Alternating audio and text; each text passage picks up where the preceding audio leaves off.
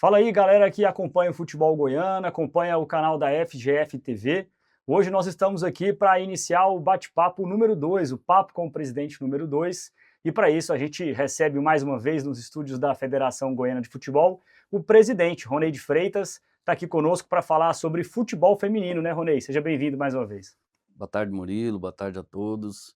Eh, Legal, né? Feliz de estar aqui participando novamente. Acho que é um projeto que a gente tem uma confiança muito grande e que é bom a gente bater esse papo, principalmente com relação ao futebol feminino. E para bater esse papo com a gente, um especialista em futebol feminino, conhece de tudo do futebol goiano feminino, Tereza Prado, jornalista convidada hoje, para poder tocar esse papo com o Ronei. Seja bem-vinda, Tereza. Obrigada, Murilo. Muito obrigada pelo convite, pela federação, por toda a ajuda também que vocês vêm me dado ao longo desses anos, para a gente fazer essa cobertura, né, do futebol feminino, que é muito importante aqui no nosso estado. Então é isso, o time está escalado aqui, o presidente Ronei de Freitas, a Tereza para comandar o bate-papo. Eu me despeço, daqui a pouco eu retorno. O papo agora é com vocês. Perfeito, Ronei. Primeiramente, agradecer mais uma vez, né, pelo convite. Eu queria que a gente já começasse fazendo um balanço, né, você está desde 2023 na presidência da federação, e de 2023 para cá a gente viu uma grande evolução no futebol feminino aqui do nosso estado, né, com o início de competições de base, volta de competições de base, times goianos participando de mais competições nacionais. O que você viu de 2023 para cá desse crescimento do futebol feminino? Bom, primeiramente, desejar boas-vindas a você, né? Primeira vez que está vindo aqui à federação. É motivo de muito orgulho estar recebendo vocês aqui, principalmente nessa situação do futebol feminino. Então, a gente fica feliz de poder ter dado essa mecânica nova para poder valorizar o futebol feminino, apesar de saber de todas as dificuldades, apesar de saber tudo aquilo que tem de entrave nessa questão de valorização, mas a gente, infelizmente, não conseguiu fazer tudo aquilo que era interesse da gente de fazer. Mas eu vejo que nós estamos deixando aí um legado, como você mesmo colocou. Eu acho importante, essa valorização, principalmente começando na base, né, que a gente Sim. precisa muito de estar fortalecendo a base. Então, assim, a gente conseguiu implantar o sub-17, a gente conseguiu implantar o sub-20, a gente conseguiu fazer, um campeonato adulto que antigamente, tinham somente 4 equipes participando e hoje a gente já tem uma quantidade maior. E temos procurado aí incentivar também, principalmente os nossos clubes filiados do interior. Tem notícias aí que para o segundo semestre nós já temos aí a participação do craque lá de Catalão, que Oh, vai vir coisa também boa! com a equipe feminina, e também a própria Napolina, que já vai participar agora do Campeonato Goiano. Muito bom, é interessante você falar isso. Esses dias eu vi uma pesquisa no Instagram, que era o mapa do Brasil, e daí no mapa do Brasil relacionava os estados que mais incentivavam, que mais trabalhavam com futebol feminino, e o estado de Goiás estava entre os verdes, que eram de destaque, por conta desse trabalho também com a base, né. A gente vê o começo, né, do Campeonato Goiano Sub-20 feminino, lá em 2025, a volta também do Campeonato Sub-17 feminino, que anos atrás tinha, né, lá nos anos de 2010 tinha, por volta ali de 2012 também, o Aliança mesmo, ele passou por esse campeonato sub-17, foi campeão aqui no estado, jogou a Copa Coca-Cola, ficou em terceiro lugar nacional, e daí teve essa pausa e volta agora, né. Ano passado voltou como um torneio, eu achei muito interessante também que teve a participação de uma equipe calunga, né, de uma equipe É, quilombola, foi a primeira vez. Qual que é essa importância, assim, da base? A gente vê que a base é muito importante, né, para o crescimento do futebol feminino. Qual que é a importância da retomada desses campeonatos de base e o que fazer também para continuar incentivando isso aqui no nosso estado? olha, a questão da base eu acho que é fundamental. Porque hoje nós não damos conta, os clubes nossos aqui não dá conta de concorrer com os clubes dos mercados maiores, dos Sim. centros maiores, principalmente com relação ao futebol feminino. Então, eh, trazer jogadoras adultas para fazer o futebol adulto, isso hoje está custando muito dinheiro, até porque o futebol feminino está sendo muito valorizado a nível de Brasil, né? Então, se você está investindo na base, se você está tentando formar, se você está trazendo, aquela base ali pelo menos vai dar uma sustentação para as equipes adultas, né, no que tange principalmente ao sub-17. Então, assim, é um investimento que eu não tenho dúvida nenhuma, a gente não pensa duas vezes em poder estar fazendo, em estar valorizando. Para você ter uma ideia, hoje, a federação banca toda a competição, tanto do sub-17 como do sub-20 e também do adulto.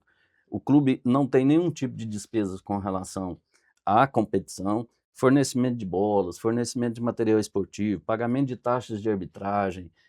A gente tem feito também um incentivo muito grande com os clubes, você citou bem a comunidade Calunga, né, com relação a novas filiações de equipes que têm um potencial de estar desenvolvendo e principalmente mostrando o futebol feminino no intuito de que a gente possa tirar essas despesas, taxas de filiação, uma taxa de inscrição, uma série de coisas para poder eles realmente terem a condição de fazer um trabalho à altura do que é as competições que a gente vem promovendo. Então, é o mínimo que a gente pode fazer e, com certeza, até o final do meu mandato, nós vamos continuar fazendo muito mais ainda. Além do incentivo da premiação também, né, que eu acho que ajuda muito os clubes, que poucos anos agora começou a ter premiação até no Goiano Adulto. É importante esses passos, porque quando a gente fala de futebol feminino, a gente ainda tem muitas dificuldades, né, Ronei? Então, assim, apesar dos times eles poderem ter uma estrutura, eles já têm dificuldades financeiras, isso que você falou mesmo, de trazer jogadoras de fora para cá é muito complicado, e a importância mesmo de formar a base para isso, porque eu venho conversando com vários colegas meus sobre a base feminina aqui no estado, e a gente tem muitas meninas que jogam bola aqui, só que elas ficam em vários locais, né, do estado, nos interiores também, e às vezes não conseguem achar um clube para conseguir jogar bola, muitas vezes elas jogam com meninos, então é importante isso que a federação vem fazendo, vem procurando também, para conseguir mover os interiores também, né? Porque a gente tem um estado muito grande, né? Os interiores também são muito importantes em relação a isso.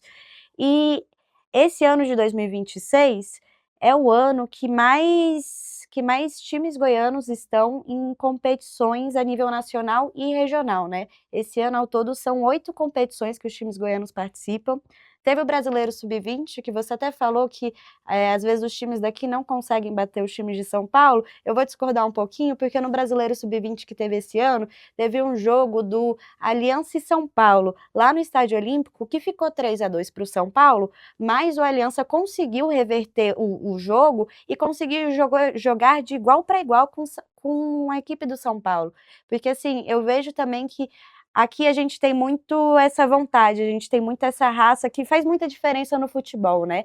E tem muitas meninas com técnica, com talento também, e essa raça, essa vontade de representar o nosso estado. Então, voltando, né, que a gente vai conversando, vai viajando um pouquinho aqui. Mas só terminando, dentro do seu raciocínio, eu acho interessante a gente voltar um pouquinho, até porque quando eu falo de competir com os grandes centros, Uhum. a gente está falando, eu estou falando, estou mencionando a questão de manutenção das Sim. atletas. Porque vem o São Paulo, igual você citou, jogar aqui com a Aliança. Os destaques do Aliança, eles vão pegar e vão levar. E o Aliança não tem o que fazer. Uhum. Não tem o que fazer, porque é futebol amador e, consequentemente, ele não tem como bancar os grandes centros, bancar as grandes equipes. E importante também, você mencionou, e eu tinha esquecido de falar, a questão da premiação. Nós estamos pagando pouco ainda, Sim. mas eu tenho incentivo, certeza né? que isso já está ajudando muito, né? E, consequentemente, a gente vai poder estar, na medida do possível, a gente aumentando também essa premiação, porque a gente entende que isso é plausível, a gente entende que isso é bastante satisfatório para as nossas equipes. E até fomenta os clubes a criarem uma estrutura melhor, tanto para as Sem dúvida atletas, nenhuma. né, para todo mundo, conseguir repartir um pouco dessa premiação com atletas, que infelizmente aqui no estado tem muitos times que as atletas jogam campeonatos, mas elas ainda não recebem, né, elas vivem assim, trabalhando e jogando futebol. Agora que está começando a melhorar, ali com os times mais que estão em competições maiores, né, como o Vila Nova, o Planalto, que já consegue ter um incentivo financeiro maior. E voltando naquilo que eu falei, esse ano a gente está com 8 competições, né? Tem representantes goianos em 8 competições. O Aliança, que jogou o Brasileiro Sub-20, o Vila Nova, que está na A2, vai voltar agora dia 25 de julho e vai jogar contra o Vasco. O Planalto, que está na A3, disputando as quartas, disputando o acesso, vai jogar agora dia 1º de agosto. Há um jogo do acesso. Tá, 2 jogos do acesso, 2 jogos das é porque é ida e quartas, volta, né? ida e volta. E daí também teve a Copa do Brasil, o Vila Nova e o Planalto representando, e até legal que o Planalto foi o último representante a sair da Copa do Brasil no estado de Goiás, né? Tanto nas competições masculinas e femininas. A gente vai ter a Copinha no final desse ano, com o Planalto. Vamos ver se o Vila Nova ou a Aliança recebe um convite, como foi ano passado também, né? Que a gente teve 2 representantes goianos na Copinha. Já estamos trabalhando nesse Oh, sentido coisa também, até porque boa. eu tenho um bom relacionamento com o presidente Reinaldo lá Paulista, e eu tenho certeza que ele vai se sensibilizar com isso. Ah, com certeza, tomara que dê certo, porque a gente tem muitas meninas boas aqui nessa faixa etária dos 20 anos, que tem que crescer, né, e seguir em frente. Essa copinha mesmo que teve agora em 2025, se eu não me engano, teve por volta de umas 5 atletas que saíram dos clubes e foram para outros clubes. Tem uma que tá jogando até no Atlético Mineiro, tá jogando a primeira divisão no Atlético Mineiro, lateral, Legal. Pichula, que jogou no Aliança. Tem a Debinha, que saiu do Brasileiro Sub-20 e está agora no Sport, então é bom para ter essa visibilidade também. E daí vai ter o Goiano Adulto agora no segundo semestre. A gente já teve o Goiano Sub-20 esse ano, que o Planalto foi campeão e conseguiu a vaga na Copinha, e o Goiano Sub-17 que está encaminhando agora para o final, né? E daí, até falando sobre as competições goianas, a gente tem um modelo ainda um pouco diferente, né, da competição, por conta disso mesmo que a gente estava falando anteriormente, do número de times, né, que são poucos times. O que você acredita que pode fazer, porque assim, de 2023 para cá a gente já teve um grande crescimento na sua gestão, né? Mas mais para frente, o que a federação pode fazer para construir mais essas equipes de base e fazer um campeonato um pouco maior também, né? Porque muitas vezes as equipes elas trabalham o ano inteiro para jogar um campeonato apenas, e daí o campeonato tem duração de 1 mês, 2 meses. E como que a gente pode fazer isso para desenvolver essa minutagem também na base do feminino? Olha, são várias situações, nessa colocação que você fez. Vamos começar aí, de repente, pela mais sensível, digamos assim. Nós fizemos um levantamento exatamente no porquê que não tem essa motivação. Você mesmo falou anteriormente que existe várias garotas que jogam nos bairros, jogam nas periferias, mas não tem coragem de chegar para jogar Em no um clube, Campeonato né? Goiano, num clube filiado à federação. E o levantamento que nós tivemos e a análise final foi que esses clubes que tem na periferia, essas garotas que jogam lá, elas têm um certo receio de disputar as competições da federação, porque entendem que de repente é caro, entendem que de repente tem que se cumprir um horário, porque a partir do momento que o campeonato é oficial, você não pode atrasar um jogo. Né? E tá lá no bairro, lá, por exemplo, se for preciso esperar uma menina chegar com meia hora, com 30 minutos, com 20 minutos, é Já não possível bate fazer o cara isso. crachá ali, já não pode entrar em campo, Então, né? então, esse é o primeiro fato, nós temos que desmistificar isso, ou seja, é uma tentativa de trazer essas garotas, esses clubes, principalmente do interior, para que eles possam entender que a federação está disposta a isentar taxas, que a federação está disposta a não cobrar taxas de inscrição, que a gente vai bancar as taxas de arbitragem, que a gente vai fornecer material esportivo, que a gente vai fornecer bolas, e isso é um trabalho que já está dando certo e tem acontecido. Tanto é que o craque está vindo, a Napolina está vindo, e nós temos aí algumas outras promessas de equipes amadoras que têm interesse de participar. A outra situação que eu vejo é a gente tentar, e aí é uma situação mais difícil, porque a gente não tem visibilidade para essas competições. E aí é o fato que a federação vem tentando, que eu particularmente tenho um carinho muito grande, que é a questão da FGF-TV. Porque como a gente não tem visibilidade com outras emissoras, com outras equipes de televisão para fazer as transmissões desses jogos, a gente tem que ter, no mínimo, uma estrutura dentro da FGF para poder divulgar essas competições E, consequentemente, a partir do momento que você tem a divulgação, você vai ter a questão do patrocínio Sim. para essas equipes. E aí, a gente tendo patrocínio para essas equipes, consequentemente, nós vamos conseguir ajudá-los mais ainda financeiramente.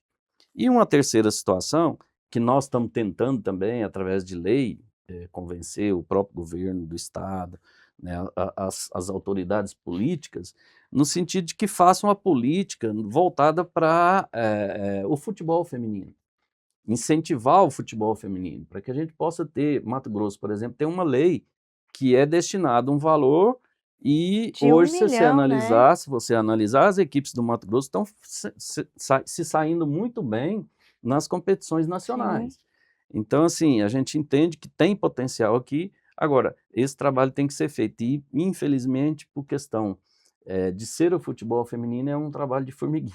É É, um bem trabalho que a gente difícil, tem que ir infelizmente. aos poucos, mas nós estamos já plantamos essa sementinha e, consequentemente, vamos, num curto espaço de tempo, estar colhendo os frutos. Que bom. Você até comentou um assunto que eu queria falar sobre essa visibilidade, né? Porque desde que eu comecei a cobrir o futebol feminino aqui em 2023, coincidentemente na mesma época que você começou a gestão na presidência, eu via que não existia muita comunicação em relação aos jogos. Muitas emissoras não falavam, tinha pouca divulgação, e quando eu comecei a cobrir, muitas pessoas vinham me procurar: quando que vai ter o jogo? Qual que é o horário do jogo? Onde eu posso assistir?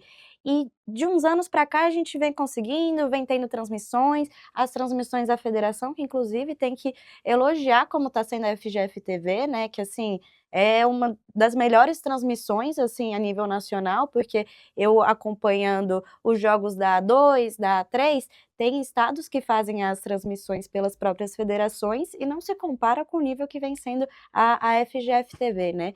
O que que Como a gente pode trabalhar isso melhor, essa divulgação, para que as pessoas tenham ciência que está acontecendo? Porque muitas vezes elas não têm ciência que os jogos estão rolando. Eu acho que é uma das maiores dificuldades também para trazer o público do futebol feminino para cá, para o estado, né, porque as pessoas estão interessadas em ver, elas só não sabem. Eu não tenho dúvida nenhuma com relação a isso, tanto é que nós estamos criando dentro da FGF TV, essas ramificações de estar podendo divulgar de uma maneira geral, tanto o futebol profissional quanto o amador, como a base, e também a questão do feminino. A gente esbarra muito, quando a gente vai fazer transmissões, nas estruturas onde os clubes estão mandando Sim. seus jogos. Então, isso é uma dificuldade, até pelo que você comentou. Nós temos uma situação dentro das nossas transmissões que tem uma certa exigência, que a gente tem um certo padrão. E esse padrão, a partir do momento que você não tem uma condição de colocar uma câmera numa situação boa, nós não trabalhamos jogos nossos, igual você mencionou, tem federações e tem estados aí que fazem com uma câmera só, fazem pelo celular. Então nós temos um padrão e eu não quero que esse padrão caia dentro do nosso projeto FGF TV. Então essa dificuldade que nós temos com relação às estruturas dos estádios onde estão sendo mandados os jogos é preocupante para a gente.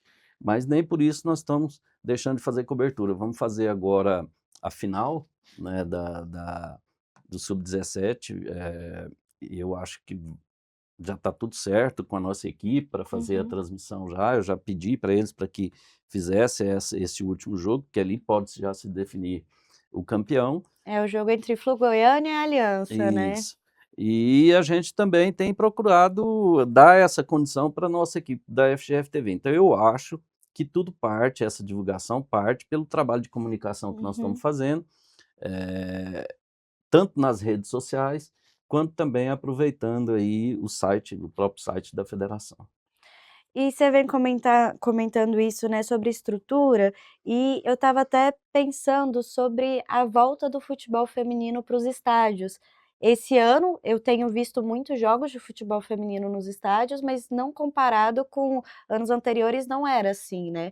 E eu converso muito com a Patrícia sempre me ajudou, me incentivou, ela tem vários arquivos do futebol feminino, né. E nos anos 80, 90 ali, tinha muitos jogos no antigo estádio do Atlético, tinha muitos jogos de futebol feminino nos estádios. Teria alguma forma, assim, da federação colaborar, até com os estádios estaduais mesmo, para a gente ter mais esse incentivo de colocar mais jogos em estádios, para levar o público para assistir, como ano passado mesmo veio a seleção feminina sub-20 para cá, jogou lá no Estádio Olímpico, jogou no Oba, no Estádio do Vila, e foi muito legal de ver esse público abraçando também, né? Por ter uma estrutura mesmo para as meninas poderem ter esse palco para poder jogar.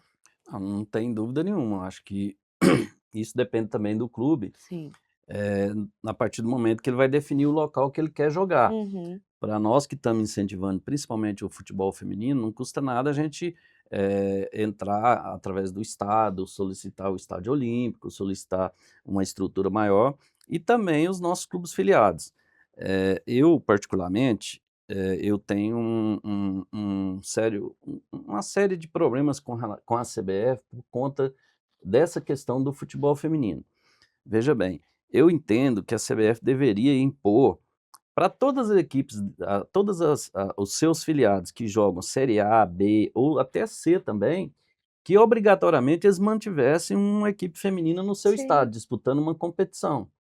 E isso é motivo de muita discussão minha lá com eles, porque o ano que vem a gente tem a Copa Copa do do Mundo no Mundo aqui. Brasil. E aí um dos motivos que a gente tem que fazer é valorizar isso, é tentar mostrar esse futebol, porque igual você falou, trazer grandes jogos. Eu tenho medo hoje de trazer um amistoso da seleção brasileira para Goiânia. Por quê? Primeiro, eu tenho medo de mostrar um estádio vazio, né? E isso, a imagem que vai para fora é muito ruim.